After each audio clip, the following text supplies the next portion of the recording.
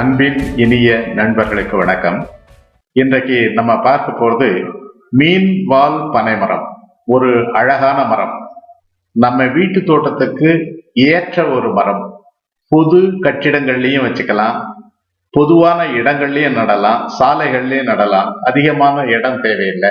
ஒரு தடவை வச்சுட்டா 25 to 30 வருஷத்துக்கு கவலைப்பட வேணாம். நீங்க இந்த வீடியோல பாக்குறது அந்த மீன் வால் பனை மரம் தான். அதனுடைய இலைகளை பார்த்தா மீன் வால் மாதிரியே இருக்கும்.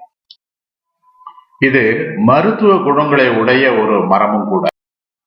இதனுடைய வேர்களை பயன்படுத்தி பல்வலியை குணப்படுத்தலாம். பட்டை மற்றும் விதைகளை பயன்படுத்தி உடல்ல ஏற்படக்கூடிய கட்டிகளை குணப்படுத்த முடியும்.